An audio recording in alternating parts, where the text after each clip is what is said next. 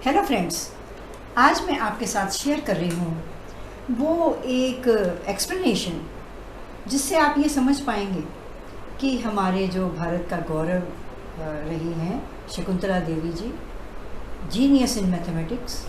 उन्होंने जिस स्किल की प्रदर्शन से गिनीज बुक ऑफ रिकॉर्ड में अपना नाम कमाया था, इंपीरियल कॉलेज लंदन में 18 जून 1980 के दिन उन्होंने ये एक सॉल्व किया था, बड़ा ही कठिन प्रश्न। तो उसका सॉल्यूशन मेरे अकॉर्डिंग इस तरह से होगा जिसमें कि मैं वैदिक मैथ्स को यूज़ कर रही हूँ। तो सबसे पहले इसको अच्छी तरह से समझने के लिए कि उन्होंने किस प्रकार से ये क्वेश्चन जो इतना मुश्किल देखने में लग रहा है भी एक्चुअली मुश्किल है, तो उसको किस तरह से सॉल्व किया होगा, इसका पूरा एक्सप्लेनेशन, पूरी लॉजिक मैं आपके सामने रख रही हूँ। और आप इसको देख सकते हो कि इसमें मेहनत बहुत लगी होगी, उनकी भी लगी होगी और मेरी भी मेहनत बहुत लगी है। तो सबसे पहले तो हम इसके लॉजिक को समझते हैं। उन्हें जो प्रश्न दिया गया था उसमें 13 डिजिट्स थे। तो ये 13 डिजिट्स मैंने 13 कॉलम बना लिए हैं। तो ये आप देख सकते हो, फर्स्ट, सेकंड, थर्ड, फोर्थ, 5, 6, 7, 8, 9, 10, 11, 12, 13 ये डिजिट्स हैं। मैंने डिजिट्स के स्थान पर इंग्लिश के अल्फ़ाबेट स्मॉल लेटर्स ले लिए हैं और डिजिट्स के साथ मैं इसकी एक्सप्लेनेशन बाद में आपको दूंगी, क्योंकि मुझे सबसे पहले आपको मेथड समझाना है। और प्लीज़ आपसे रिक्वेस्ट है कि इसको अच्छी तरह से समझिए। अगर आपको ये सारे स्टेप्स समझ आएंगे, इनके पीछे जो लॉजिक है वो समझ आएगा, तब आप न्याय कर सकोगे कि भाई इसका सॉल्यूशन जो है यही हो सकता है और नहीं हो सकता।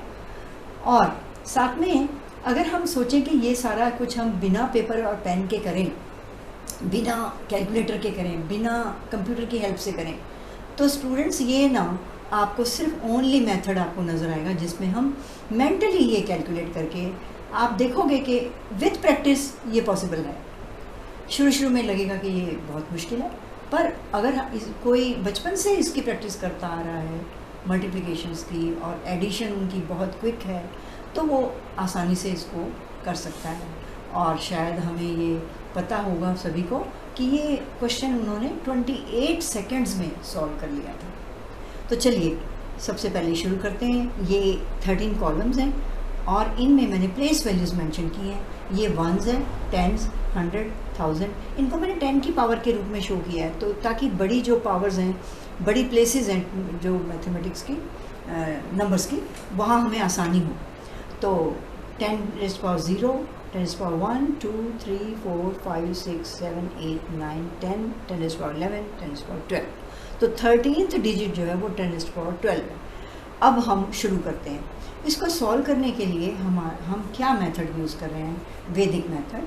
तो वो किस तरह से है? वैदिक मेथड में कॉलम्स में हमने मल्टीप्लिकेशन, क्रॉस मल्टीप्लिकेशन करनी है। कहीं पर हमने क्रॉस मल्टीप्लिकेशन करनी है, कहीं पर हमने ऊपर नीचे जो डिजिट्स हैं उनको मल्टीप्लाई करना है। अब इसको समझते हैं। अगर हमारे पास 1 कॉलम है, ऑड नंबर ऑफ कॉलम्स हैं, तो हमने उनको डिजिट्स को, ऊपर वाला डिजिट और नीचे वाला डिजिट, इनको आपस में मल्टीप्लाई करना है। अगर हमारे पास इवन है, सपोज ये 2 कॉलम्स हम ले रहे हैं, तो फिर हमने क्रॉस मल्टीप्लाई करना है। क्रॉस मल्टीप्लाई, ये ऊपर वाले नंबर को इस नीचे वाले से नंबर से डायगोनली, और यहाँ ये ऊपर वाले नंबर को इस नीचे वाले नंबर से मल्टीप्लाई करना है। तो मैंने अल्फ़ाबेट्स लिखे और अल्फ़ाबेट्स के ही प्रोडक्ट मैंने यहाँ शो किया है। चलिए सबसे पहले शुरू करते हैं। फर्स्ट स्टेप क्या है? फर्स्ट स्टेप में हमने सिर्फ 1 कॉलम लिया, ये वंस का, और इसमें 10⁻0 मतलब यूनिट की डिजिट है, ए है और एन है। इनको आपस में मल्टीप्लाई करो।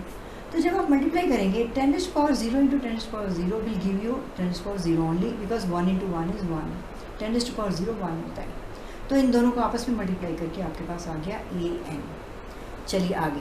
अब सेकेंड डिजिट के लिए 2 कॉलम्स हमने लेने हैं, तो इनको हमने क्रॉस मल्टीप्लाई करना है। क्रॉस मल्टीप्लाई इस तरह से कि हमने b को n से, o को a से, तो ये मैंने यहाँ लिख दिया ba, और ये o को a से मल्टीप्लाई।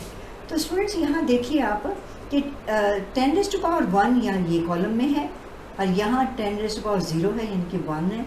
तो 10 1s are 10। आपको जो प्रोडक्ट मिल रहा है वो आपको टेंस की डिजिट मिल रही है। यहाँ वंस की डिजिट, यहाँ टेंस की डिजिट। उसी तरह से आगे देखिए, जब हम 3 कॉलम्स लेंगे, ये 3, अब ये ऑड है, तो फर्स्ट और थर्ड को हम क्रॉस मल्टीप्लाई करेंगे तो C into N, P into A, और जो मिडल वन है उसका क्योंकि पेयरिंग नहीं हो रही तो इसको हमने ऊपर नीचे मल्टीप्लाई करना है, B इंटू ओ। तो आप यहाँ थर्ड डिजिट के लिए देख सकते हो ये प्रोडक्ट। तो आपको ये पूरी वीडियो ध्यान से देखनी होगी ताकि आप एक एक स्टेप को समझ जाओ। इससे हमें थर्ड डिजिट मिलेगी, first digit, second digit, third digit, answer हमें मिल रहा है। और आंसर के लिए अभी तो ये मैंने सिर्फ आपको स्कीम बताई है, जब हम इनको ऐड करेंगे तो स्टूडेंट्स हमारे पास 2 डिजिट नंबर्स भी आएंगे, तो वहाँ वंस का प्लेस हमने लिख के टेंस को आगे कैरी करना है, हर एक प्लेस में हमने ये काम करना है। तो इसको मैं एक्सप्लेन करूँगी जब मैं एक्चुअल क्वेश्चन को सॉल्व करूँगी, उस समय आपको ये क्लियर होगा। चलिए अब आगे देख लेते हैं फोर्थ डिजिट। अब मैं सिर्फ आपको कॉलम्स बताती जा रही हूँ। फोर्थ डिजिट ये है, फर्स्ट, सेकंड, थर्ड, फोर्थ, ये 4 कॉलम्स तो इवन है। तो आप क्रॉस मल्टीप्लाई किस तरह से करोगे, फोर्थ को फर्स्ट के साथ और ये इस तरह से डायगोनली दोनों मल्टीप्लाई करने के बाद फिर आपने सेकंड और थर्ड कॉलम इनको भी आपस में ऐसे क्रॉस मल्टीप्लाई करना है। आप ये आंसर यहाँ पर चेक कर सकते हो, आपके सामने यहाँ पर दिया हुआ है। अब उसके बाद फिफ्थ डिजिट के लिए 5 कॉलम्स हैं तो पेयर्स नहीं होंगे, तो जो मिडिल वन रहेगा थर्ड वाला वो उनको आपस में मल्टीप्लाई करना पड़ेगा और आपके पास ये फिफ्थ डिजिट आ जाएगी। और आप देख सकते हो मैंने प्लेस वैल्यूज़ भी शो की हैं, 10⁴ इंटू 1 10⁴, 10⁻³ इंटू 10 10⁴। मतलब आपका जो प्रोडक्ट मिल रहा है वो 10 की पावर 4 मिल रही है आपको फोर्थ डिजिट में।